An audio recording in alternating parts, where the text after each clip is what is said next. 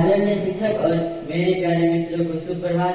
जैसा कि आप सभी को विदित होगा कि हम सभी देश का 76वां गणतंत्र दिवस मनाने जा रहे हैं। 26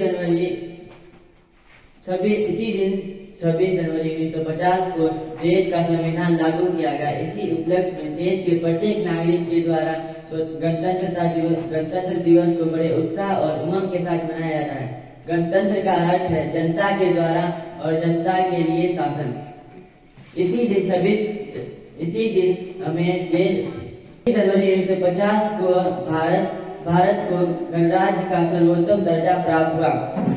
सभी भारतीय नागरिकों के द्वारा इस दिन को बिना भेदभाव के मनाया जाता है और हमें भारत का नागरिक होने पर गर्व है। हमारे देश के महान स्वतंत्रता सेनानियों जिनके मेहनत और संघर्ष के आहुति दी गई थी, जिसके कारण हमें आज पूर्ण स्वराज दिलाया गया और इसी कारण हमें आज पूर्ण स्वाधीन हो पाए। उन सभी महान स्वतंत्रता सेनानियों के कारण ही आज हम अपने देश में स्वतंत्रता के साथ जी रहे हैं। 26 जनवरी 1950 को ही लॉर्ड माउंटबेटन के स्थान पर डॉक्टर राजेंद्र प्रसाद को भारत के प्रथम राष्ट्रपति के रूप में चुना गया। इसी दिन भारतीय सेना थल, वायु और नौसेना, जल सेना के द्वारा राष्ट्रपति जी के द्वारा सलामी दी जाती है।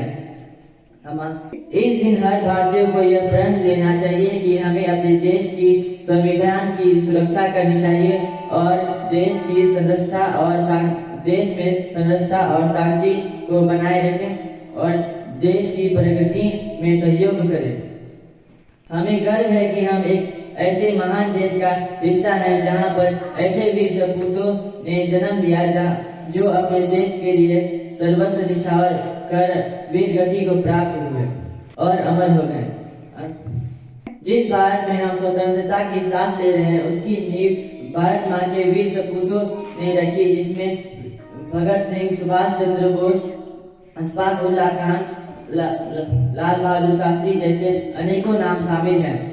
गणतंत्र दिवस के इस शुभ अवसर पर हमें प्रयास करना चाहिए कि हम अपने देश की एकता, अखंडता और संप्रभुता की पर कोई आंच न आने दें।